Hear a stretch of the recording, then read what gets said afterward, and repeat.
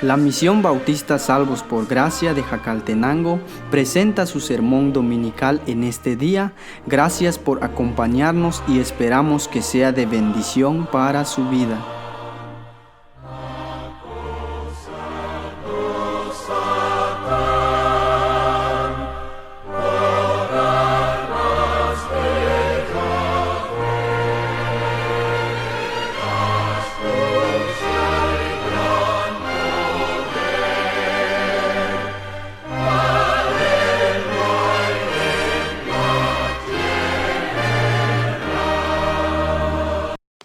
Buen día para usted que nos escucha en este día. Es una bendición poder compartir la palabra de Dios con usted. En esta ocasión estaremos estudiando un sermón basado en la enseñanza del Dr. John Vernon McGee, un siervo de Dios que nació en el año 1904 y pasó a la presencia del Señor en el año 1988. Autor del estudio bíblico de A través de la Biblia, que se escucha casi por todo el mundo. El contenido de este mensaje forma parte de un sermón que predicó el Dr. McGee mientras servía como pastor de la Church of the Open Door, Iglesia de la Puerta Abierta, en Los Ángeles, California. Esperamos que sea de bendición para su vida espiritual. El título de este sermón es ¿Qué realmente sucedió el día de Pentecostés? Hay gran confusión y diversificación de opiniones cuando se discuten los eventos que tuvieron lugar el día de Pentecostés. Pero, ¿qué pasó exactamente? Para obtener la respuesta correcta, vamos a mirar muy cuidadosamente el único récord que se nos da de lo que realmente sucedió ese día. Nos será necesario mirar hacia atrás para ver la preparación que se hizo para el día de Pentecostés, porque en el plan y programa de Dios era de vital importancia. La palabra de Dios está llena de paradojas y yo creo que ganamos mucho alumbramiento sobre este tema en particular, considerando una de esas aparentes contradicciones. El Dr. Lucas la presenta cuando estaba concluyendo su evangelio, escribió esas palabras de nuestro Señor. Así está escrito, y así fue necesario que el Cristo padeciese y resucitase de los muertos al tercer día, y que se predicase en su nombre el arrepentimiento y el perdón de pecados en todas las naciones, comenzando desde Jerusalén, y vosotros sois testigos de estas cosas. Lucas 24, 46 al 48. Entonces Jesús siguió contándoles que ellos iban a ir al mundo entero y predicar el evangelio. Dijo que ellos recibirían poder después de que el Espíritu Santo hubiera venido sobre ellos. Y él hasta marcó los pasos, empezando en Jerusalén. Entonces, en el libro de los Hechos, el Dr. Lucas escribió otro mandato de nuestro Señor, el cual ciertamente suena como una contradicción. Y estando juntos, les mandó que no se fueran de Jerusalén, sino que esperasen la promesa del Padre, la cual les dijo: oísteis de mí. Hechos 1:4. Ahora, ¿cómo está esto? En un lugar dijo: vosotros debéis salir, empezando en Jerusalén. Entonces, un poco después, volvió a decir: esperad, no vayáis. Pero entonces, ¿qué quiso decir el Señor? Bien, puedo sugerir que estos hombres tenían los hechos, pero habían de esperar. ¿Pero por qué? Claro que habían de esperar por poder. Y las dos declaraciones presentan no una contradicción, sino una paradoja. Quizá una ilustración de lo que es una paradoja estaría en orden. Recientemente, cuenta el Dr. John Vernon McGee, yo fui involucrado en un ejemplo muy bueno. Esta es una anécdota que él nos va a contar y dice: un pastor me daba direcciones para llegar a su iglesia donde yo iba a hablar. Me dijo: salga de la interestatal y tome la salida para la avenida Reid. Luego dijo: doble a la derecha para luego doblar a la izquierda. Meneé la cabeza y dije: ¿cómo es eso? Él dijo: tiene que doblar a la derecha para poder seguir a la izquierda. Bueno, dije, si vamos a la izquierda, vamos a la izquierda. ¿Qué es eso de ir a la derecha? Bueno, después él me explicó pacientemente: no se puede doblar a la izquierda porque hay varios carriles de tránsito que transitan desde la izquierda, pero puede proseguir a la derecha en la avenida Reid. Entonces llegará a un paso elevado en la carretera que le permitirá doblar a la izquierda por encima de la interestatal. Uno va a la derecha para poder doblar a la izquierda. Entonces esta es una paradoja. Dios dijo, id. Entonces dijo, esperad. Y luego dijo, id. En cada esquina en el centro de una ciudad hay una paradoja, si se da cuenta, porque los semáforos representan una paradoja. Ellos indican siga y también indican pare, pero no indican las dos cosas al mismo tiempo. Eso hay que notarlo. Hay un momento en que uno debe parar y esperar. También hay un momento en que uno puede seguir. Ahora note que tenemos una complicación más aquí respecto a lo que dijo nuestro Señor a sus discípulos después de su resurrección. Entonces Jesús les dijo otra vez, paz a vosotros. Como me envió el Padre, así también yo os envío. Y habiendo dicho esto, sopló y les dijo, recibid el Espíritu Santo. Juan 20, 21 y 22. Usted recordará que Jesús les había dicho una vez, pues si vosotros, siendo malos, sabéis dar buenas dádivas a vuestros hijos, ¿cuánto más vuestro Padre Celestial dará el Espíritu Santo a los que se lo pidan? Lucas 11, 13. Estos hombres estaban asombrados. Nunca habían oído que se les daba el Espíritu Santo a pecadores. Por lo tanto, nunca le habían pedido. Hasta donde indica el récord. Pero después de su resurrección, en ese intervalo entre su resurrección y el día de Pentecostés, Jesús dijo, soplando sobre ellos, recibid el Espíritu Santo. Ese fue meramente un arreglo temporal que nunca se repetiría, igual que muchas de las ocurrencias durante ese periodo de transición no se repetirán. Estos hombres, por lo tanto, nacieron de nuevo antes del día de Pentecostés, pero ¿qué realmente sucedió el día de Pentecostés? Es la pregunta y es el título de nuestro sermón. Quiero examinar desde este tema 3 puntos de vista diferentes.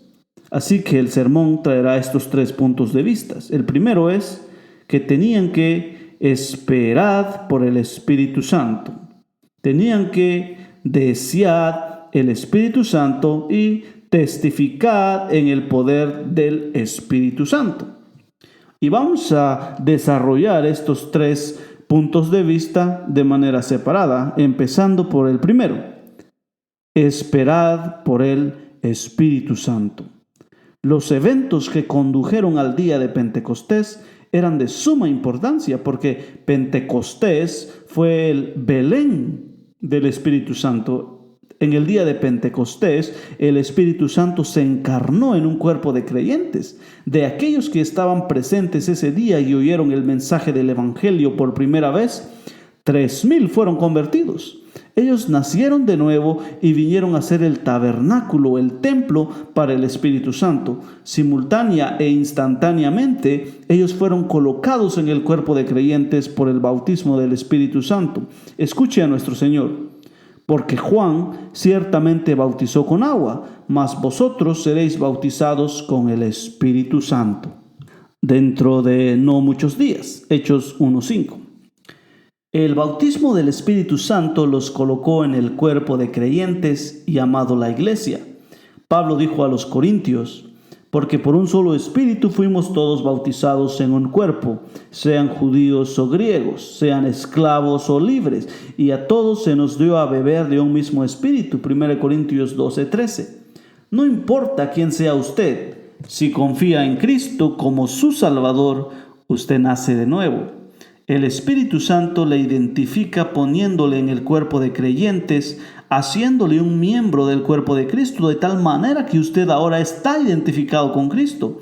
Luego discutiremos esto con más detalles, pero lo que se debe notar ahora es que en el día de Pentecostés, la iglesia llegó a ser el lugar de morada para el Espíritu Santo. Eso es exactamente lo que escribió Pablo a los creyentes en Efesios, en quien todo el edificio bien coordinado va creciendo para ser un templo santo en el Señor, en quien vosotros también sois juntamente edificados para morada de Dios en el Espíritu. Efesios 2, 21 y 22. Hoy los creyentes son el lugar de morada de Dios por medio del Espíritu. En los tiempos del Antiguo Testamento, Dios de verdad nunca moró en un templo. Salomón entendió esto. En su gran oración dedicatoria, Salomón dijo: «Pero ¿es verdad que Dios morará sobre la tierra? He aquí que los cielos de los cielos no te pueden contener, cuanto menos esa casa que yo he edificado». 1 Reyes 8:27. Todo israelita instruido también comprendía esto. Por primera vez en la historia del mundo, en el día de Pentecostés, Dios se ubicó en un templo. Pero no se equivoque, este es un templo compuesto de creyentes individuales que confiaban en Cristo. ¿No es algo asombroso? Ellos vinieron a ser el lugar de morada del Espíritu Santo en el día de Pentecostés. El creyente es el templo del Espíritu Santo. Erróneamente ahora a los edificios donde la gente se reúne se le llaman templo. Pero aquí podemos ver que el templo del Espíritu Santo es cada creyente, es un individuo, es un grupo de personas. Ellos vinieron a ser el lugar de morada del Espíritu Santo en el día de Pentecostés. La obra del Espíritu Santo en el día de Pentecostés nunca fue repetida. Escuche bien, nunca fue repetida. No se ha repetido, como tampoco se ha repetido el nacimiento de Cristo. Habiendo nacido una vez, Él no tiene que nacer otra vez en este mundo. Y de igual manera, cuando el Espíritu Santo vino aquel día de Pentecostés para comenzar la formación del cuerpo de creyentes y hacer su residencia en ellos, empezó una obra que no se ha repetido nunca. En ese sentido, el Pentecostés no se puede duplicar. Nuestro Señor, después de la resurrección, estuvo aquí por 40 días en un ministerio post-resurrección, vitalmente importante. Esa es la razón por la cual Él sopló sobre sus discípulos para que estos hombres pudieran entender la verdad que les daba en ese día. Pero hubo una espera de 10 días para el Espíritu Santo entre la ascensión de Cristo y la descensión del Espíritu Santo en Pentecostés. Por 10 días los discípulos estaban solos aquí sobre esta tierra. Hubo por lo tanto un breve periodo de espera. Ese periodo de espera histórico no había de repetirse jamás. Usted y yo hoy no tenemos que esperar por el Espíritu Santo. Vino hace casi más de 2000 años en el día de Pentecostés y nadie tiene que esperar por Él desde aquel día hasta este día presente. Este asunto de esperar hoy por el Espíritu Santo revela que mucha gente tiene su geografía enredada. Jesús dijo a sus discípulos: esperad en Jerusalén. Vea usted Hechos 1:4. No les dijo que esperaran en la calle tal, dijo que esperaran en Jerusalén. Y si usted entiende que esto es un mandato para usted, entonces necesita ir a Jerusalén para esperar por Él. Pero por supuesto, ni la geografía ni la espera se necesita hoy. El Pentecostés no puede repetirse ni rehacerse y jamás sucederá. Por lo tanto, usted no necesita un servicio de espera. Mucha gente hoy está esperando algún gran movimiento sensacional del Espíritu Santo. Había un hombre en mi congregación, cuenta el doctor Magui, que por años se sentaba al frente esperando por alguna gran experiencia emocional. Era un hombre con un corazón tierno y era de una naturaleza sentimental. Siempre estaba esperando una experiencia transformadora que nunca vino hasta el día de su muerte. Yo le decía: no tiene que depender de una experiencia. Después de todo, una experiencia podría ser engañosa. Usted debe descansar sobre lo que le ha dicho Dios en su palabra escrita. Hay todo tipo de movimientos hoy que se llaman avivamiento, entre comillas. No son avivamientos para nada. Un predicador en el norte de California contaba de su visita en el sur de California. Él dijo que asistió a cierta iglesia y después vio ese servicio grabado en televisión. En el programa de televisión, el ministro anunció que el lugar estaba atestado, estaba muy lleno. Este pastor dijo después: bueno, yo estaba allí y el lugar no estaba ni medio lleno. Yo pensé que eso fue engañoso, así que agarré el teléfono y llamé a ese predicador y dije: he visto su programa de televisión y fue filmado durante el servicio al cual yo asistí. Usted dijo que el lugar estaba lleno y atestado. Yo estaba ahí y no fue así. ¿Cómo explica eso? A lo que el hombre respondió: pobre hombre ciego, todos esos asientos que usted pensaba que estaban vacíos estaban ocupados por ángeles. ¿Se da usted cuenta? Este tipo de tontería que la gente hace. Tal locura es típica de las artimañas que existen hoy bajo el disfraz de avivamiento. Estamos llamando a muchas cosas por nombres equivocados. No hay avivamiento pasando hoy en la iglesia. Hay muchas cosas emocionales y engañosas que se llaman avivamiento, pero no hay ningún gran movimiento del Espíritu de Dios en esta tierra, al menos en nuestra tierra. Oímos de un verdadero movimiento del Espíritu de Dios en un par de países, pero no en el nuestro. Ahora, mis amados, aunque el día de Pentecostés nunca puede repetirse, hay un periodo de espera en nuestras vidas. Antes de que Dios nos pueda usar, necesitamos ese interludio, ese periodo de espera de preparación. Pablo el apóstol tuvo ese periodo. Después de su conversión, usted recordará, el Señor Jesús dijo: instrumento escogido me es este para llevar mi nombre en presencia de los gentiles y de reyes y de los hijos de Israel. Hechos 9:15. Pero antes de que Dios estuviera dispuesto a enviarle, preparó a ese hombre por 3 años allá en el desierto de Arabia. Vea usted Gálatas 1:15 al 18. Ahí es donde Dios le instruyó, y creo que donde el Señor le enseñó las lecciones que él después incluyó en su epístola a los romanos. Tuvo que haber ese periodo de espera, y encontrará que durante el ministerio entero de él había periodos de espera. Asimismo, nosotros necesitamos esperar para que el Espíritu Santo nos dirija y nos guíe. Permítame ir a una instancia en la vida del apóstol Pablo. En su segundo viaje misionero le encontramos tratando de ir a Bitinia, el cual estaba muy poblado en aquel día, ya que había una explosión de población en Bitinia. Uno pensaría que ese sería el lugar apropiado para visitar, pero leemos: y atravesando Frigia y la provincia de Galacia, les fue prohibido por el Espíritu Santo hablar la palabra en Asia, y cuando llegaron a Misia, intentaron ir a Bitinia, pero el Espíritu no se lo permitió. Hechos 16, 6 y 7. Pablo hizo su primer intento de ir a la provincia de Asia, de la cual era capital Éfeso. De hecho, había bastantes ciudades en esa región, y más tarde aprendemos de 7 iglesias que vinieron a ser, y debe haber habido doble ese número, claro. Sin embargo, en ese tiempo él no podía ir allá, así que quiso ir a Bitinia, pero esa puerta también estaba cerrada. El Espíritu Santo le dejó a Pablo solo una dirección en que ir, y fue al oeste. Y pasando junto a Misia, descendieron a Troas. Hechos 16:8. Pablo llegó a Troas, pero no sabía a dónde ir desde allí, así que esperó a Dios. Entonces leemos también esto: y se le mostró a Pablo una visión de noche. Un varón macedonio estaba en pie rogándole y diciendo: pasa a Macedonia y ayúdanos. Hechos 16, 9 y 10.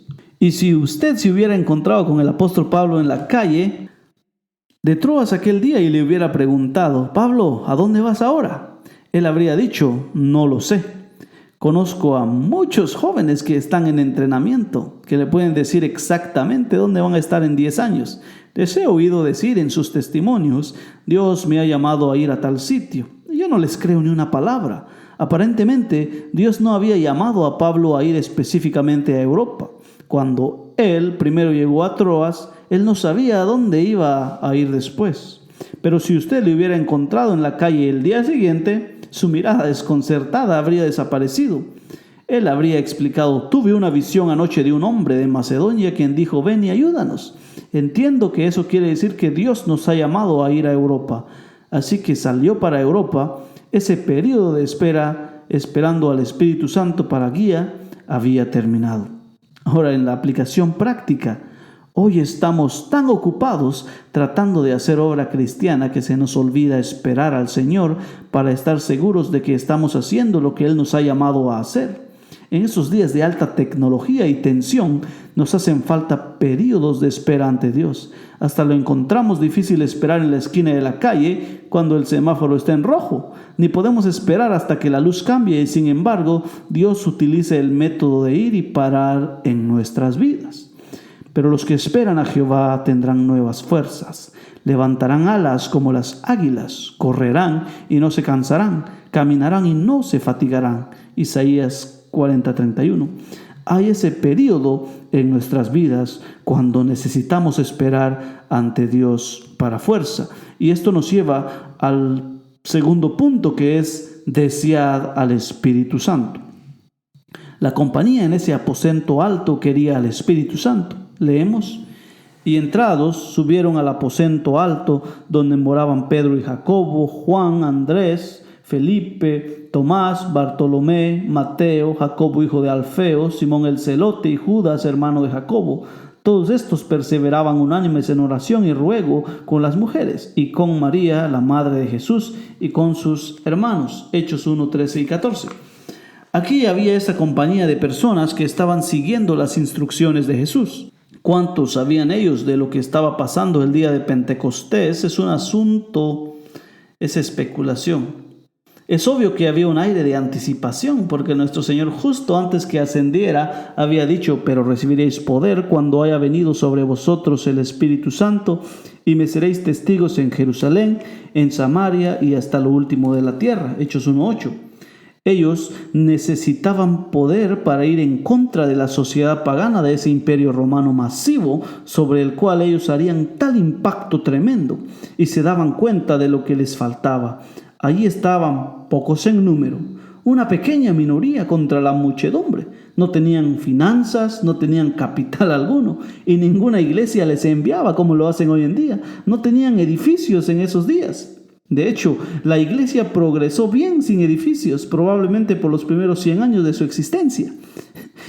Creemos que todo ese dinero que se está invirtiendo en las construcciones que llaman templos ahora deberían de ser usados para las misiones. Creemos nosotros personalmente que ese es un desperdicio de dinero. Así que miramos estos que no tenían todos estos recursos. La iglesia, de hecho, no tenía ninguna influencia. Estos hombres estaban completamente sin prestigio. A ellos les faltaba todas estas cosas y, más que nada, estaban sin Él. El Señor Jesús se había ido, los había dejado, y por 10 días estos hombres estaban solos, después de haber estado con Él por 3 años. Ellos habían aprendido a descansar en Él, sabían cuán dependientes de Él estaban. Entonces hubo esos 10 días de agonía y de espera. Jesús les había dicho en el discurso del aposento alto: no os dejaré huérfanos, vendré a vosotros. Juan 14:18. Estas personas, reunidas allá en el aposento alto, estaban esperando. Cristo había prometido enviar al Espíritu Santo y ellos le creían. Tenían grandes esperanzas y grandes expectativas. Ese periodo entre la ascensión y Pentecostés, esos 10 días cuando Cristo se había ido y el Espíritu Santo no había venido, nunca iba a repetirse en la historia de este mundo. Ellos tenían todos los datos y habían sido entrenados por Él. Por 3 años, pero se les había amonestado: no os atreváis a salir a testificarle a nadie. ¿Por qué no ocuparse y llevar el Evangelio? Pero Él había dicho: esperad. Ellos querían al Espíritu Santo y estaban esperando. Ahora, mi amado, en un sentido real, cada creyente pasa por un periodo de espera y de querer. Y durante ese periodo, uno decide cuál va a ser el destino de su vida. Se toman decisiones, se forman hábitos, se deciden direcciones. Encuentro que todas las personas que Dios ha usado grandemente han tenido en sus vidas ese periodo de esperar y de querer. Y permítame decirle, sobre la autoridad de la palabra de Dios, toda alma deseosa que es hijo de Dios y que de verdad desea la voluntad de Dios será capacitada para hacer su voluntad. Dios tratará con cualquier alma deseosa y sincera que tenga este deseo.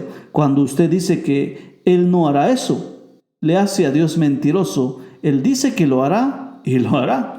Lo que queremos de verdad, la mayoría del tiempo, es salirnos con la nuestra y queremos que Dios apruebe lo nuestro, pero no se involucra en aprobación automática de nada. De hecho, una cosa que Dios no hace es aprobar automáticamente lo del hombre. Su voluntad tiene que ser la primera prioridad para el creyente. ¿Sabe por qué Dios detuvo a Saulo de Tarso en el camino a Damasco? ¿Por qué paró a ese que le odiaba, que le perseguía y quien era el mayor enemigo que tuviera jamás la iglesia? Pablo dijo que cuando el Señor se le apareció, le dijo que iba a ser enviado a los gentiles, a abrirle los ojos para convertirles de las tinieblas a la luz y de la potestad de Satanás a Dios, para que recibieran perdón de pecados y una herencia entre los que son santificados por fe en mí. Hechos 26:18. ¿Cómo respondió Pablo? Él dijo: no fui rebelde a la visión celestial. Cualquier hombre que será obediente encontrará la voluntad de Dios para su vida. Dios dice que lo hará. Nuestro problema es que tenemos nuestros propios planes ya hechos. Ya hemos comprado nuestro propio boleto y le estamos pidiendo a Dios que lo apruebe. Él nunca hará eso. Tenemos que desear tener al Espíritu Santo en nuestras vidas. Y con esto pasaremos al tercer y último punto. Testificad en el poder del Espíritu Santo. Ahora llegamos al día de Pentecostés. ¿Qué realmente pasó? Cuando llegó el día de Pentecostés, estaban todos unánimes, juntos. Hechos 2:1. ¿Dónde estaba ese lugar? Bueno, se han sugerido dos lugares. Uno es el aposento alto. Algunos asumen que ya que se habían reunido ahí para orar, estaban de nuevo en ese lugar durante este tiempo. Pero personalmente no creo que sea así. Entonces, ¿dónde se encontraban? Estaban en un lugar público. ¿A qué lugar público acudirían estos hombres? Al templo, por supuesto. Y los que estaban en el templo presenciaron algo que no se había visto desde los días de Salomón: la venida de la gloria Shekinah. No al lugar santísimo, sino a los mismos corazones de hombres frágiles y débiles. Eso fue Pentecostés. Escuche: y de repente vino del cielo un estruendo como de un viento recio que soplaba, el cual llenó toda la casa donde estaban sentados. Hechos 2:2. No era un viento, era como un viento. Fue algo que apeló al oído. Y se les aparecieron lenguas repartidas como de fuego, asentándose sobre cada uno de ellos. Hechos 2:3. No fue el bautismo de fuego que tantos dicen que tomó lugar en Pentecostés. El bautismo de fuego es un juicio, el cual aún ha de venir. Leemos de esto en el libro de Apocalipsis. Cuando se revele la ira de Dios, fuego bajará del cielo. Eso, amigo mío, es el bautismo de fuego. Y si los hombres no tienen el bautismo del Espíritu Santo, entonces tendrán que tener el otro. Lo que vino en Pentecostés no fue fuego, pero era como fuego. Escuche, como fuego, algo que apeló al ojo. Ahora note las cosas más notables de todo. Y fueron todos llenos del Espíritu Santo y comenzaron a hablar en otras lenguas según el Espíritu les daba que hablasen. Hechos 2:4. ¿Fueron bautizados con el Espíritu Santo? Note, no dice eso, dice que fueron llenos del Espíritu Santo. Eso es probablemente lo más importante que uno puede decir hoy, cuando hay tanta teología rara sobre la doctrina de la persona y la obra del Espíritu Santo. Ahora alguien preguntará: ¿pero no cree que fueron bautizados? Yo sé que lo fueron, pero lo único que está escrito es la experiencia que tuvieron y nadie experimenta el bautismo del Espíritu Santo. Sucede, pero no fue y no es una experiencia. Él les había bautizado porque uno no puede ser lleno del Espíritu Santo hasta que haya sido bautizado por el Espíritu Santo. Pero la única experiencia que ellos tuvieron el día de Pentecostés fue el ser llenos del Espíritu Santo. Entonces empezaron a hablar. En ningún lugar encontrará un mandato que un creyente sea bautizado con el Espíritu Santo. El minuto que usted confía en Cristo es bautizado, es identificado con Cristo y puesto en el cuerpo de creyentes. No se le pide a usted que haga nada en cuanto a él. Usted ni tiene que saberlo, pero mi amado, a usted y a mí se nos da este mandato. No os embriaguéis con vino, en lo cual hay disolución, antes bien sed llenos del Espíritu. Efesios 5:18. Esto es algo que se repitió una y otra vez para estos hombres después del día de Pentecostés, porque ellos necesitaban ser constantemente llenos del Espíritu. Estos apóstoles de Cristo estaban entonces llenos del Espíritu Santo. Pedro podía pararse y predicar en el poder del Espíritu. Empezaron a salir con el Evangelio y la iglesia comenzó a esparcirse hasta los fines de la tierra. La iglesia no se quedó atascada hasta que salieron unos hombres que no eran llenos del Espíritu Santo. Hay poder hoy en esperar. Hay propósito hoy en querer. Hay el programa de Dios hoy para testificar, porque ese es su programa. El hacer obra cristiana, hacer actos cristianos, hacer ejercicios cristianos, puede que sea solo la expresión de un zombi religioso, pero es esencial estar lleno del Espíritu Santo para que Dios pueda honrar cualquier servicio. La Biblia es un libro muerto a menos que usted esté lleno del Espíritu Santo. La oración no tiene significado si uno no está lleno del Espíritu Santo. Y su relación con Cristo mismo se volverá nada más que cenizas a menos que le llene el Espíritu de Dios, mi amado. Hoy usted no necesita buscar al Espíritu Santo. Si usted es un hijo de Dios, un creyente, Él mora en usted es un templo. Y no necesita buscar el bautismo del Espíritu Santo, porque eso fue cumplido cuando confió en Cristo. Pero sí creo que si usted y yo vamos a hacer algo para Dios hoy, debemos ser llenados nuevamente del Espíritu Santo. Y mi amado, es solo cuando usted y yo nos cedemos a Él y nuestra voluntad se quita de en medio, que el Espíritu de Dios puede entrar y traer a fruición la voluntad de Dios en nuestras vidas. Leemos: así que, hermanos, os ruego por las misericordias de Dios que presentéis vuestros cuerpos en sacrificio vivo, santo, agradable a Dios, que es vuestro culto racional. Romanos 12:1. Espere a Dios para su dirección en servir. Quiera que el Espíritu le llene para servir. Testifique en obediencia mientras el Espíritu Santo dirige, llena y le empodera. Que Él nos llene en los días que tenemos delante, como llenó y empoderó a aquellos hombres en el día de Pentecostés. ¡Oh, cómo lo necesitan!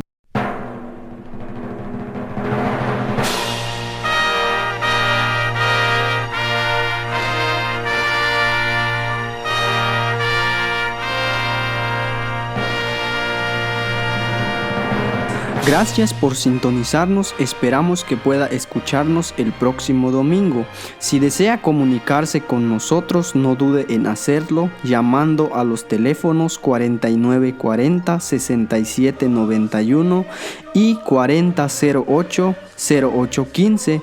Puede también escribirnos al correo electrónico mbsalvosporgracia@gmail.com. Dios le bendiga. Este programa fue presentado gracias al patrocinio de la Iglesia Bautista del Calvario de Alameda, California, y de hermanos que apoyan este ministerio.